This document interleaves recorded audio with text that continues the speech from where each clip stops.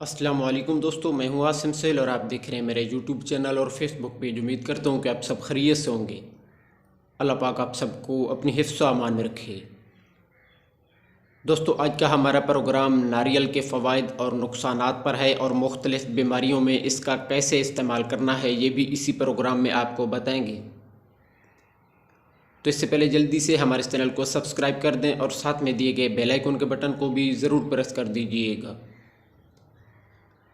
दोस्तों, इसे उर्दू में नारियल या खोपरा और अंग्रेज़ी में इसे कोकोनट कहते हैं। इसका दरख्त खजूर के दरख्त की तरह का होता है और नारियल के पत्ते भी खजूर के पत्तों की तरह लंबे लेकिन कुछ बड़े होते हैं। फल में नमकीन मीठा पानी होता है और पुख्ता होने पर पानी गोदा बनकर जम जाता है। इसका जायका मीठा और खुश जायका होता है।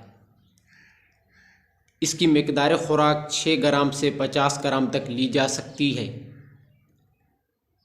इसके फ़वाइद की तरफ आएँ तो नारियल खून पैदा करता है, फालज में बहुत ही मुफीद है, मसाना की सर्दी और कमर के दर्द के लिए भी बहुत ही कारआमद है। इसके अलावा कच्चे फल का पानी पथरी में फ़ायदा पहुंचाता है। इसके साथ साथ नारियल का तेल मुक़व्वी दिमाग और दर्द दिल के लिए मुफीद माना जाता है। इसके अलावा पेट के कीड़ों के लिए मगज़ नारियल और पलास पापड़ा हम वज़न लेकर सफ़ूफ़ बना लें। इसके बाद इसमें थोड़ा सा गुड़ मिलाकर बच्चों को 2-2 ग्राम और जवानों को 6 ग्राम खिलाने से पेट के कीड़े ख़त्म हो जाते हैं। इसके अलावा ज़ख़म के लिए रोगन नारियल में लौंग को जलाकर इसे ज़ख़म पर लगाने से ज़ख़म बहुत जल्द ठीक हो जाते हैं। इसके बाद पुरानी चोट या मोच की वजह से जो दर्द होता है उसके लिए इसका इस्तेमाल किया जाता है। पुरानी चोट के लिए पुराने नारियल की गरी को बारीक पीसकर इसमें चौथाई हिस्सा हल्दी का सफ़ूफ़ मिला लेना है। इस सफ़ूफ़ को पोटली में बांधकर इस्त्री पर गर्म करना है और हल्के गर्म की दर्द वाली जगह पर टकोर करनी है और इसे आप दर्द वाली जगह पर बांध भी सकते हैं। ख़ारश के लिए रोगन नारियल में काफूर मिलाकर ख़ारश और फोड़े फंसियों पर लगाने से आराम आ जाता है। इसके अलावा बाल गिरने के लिए नारियल का तेल बहुत ही कारआमद होता है। तो बाल गिरने के लिए रोगन नारियल 125 ग्राम, रोगन बेद इंजीर 10 ग्राम और बरादा संदल सुर्ख 5 ग्राम लेकर इन सब को मिक्स कर देना है।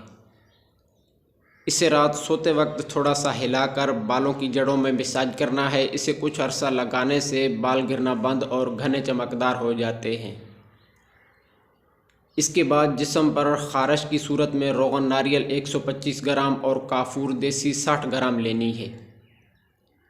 और तीसरी चीज़ लौंग 10 ग्राम लेकर इन तीनों को मिलाकर 3 दिन के लिए धूप में रख देना है। इसे रोज़ाना ख़ारश वाली जगह पर लगाने से बहुत ही जल्द आराम मिलता है।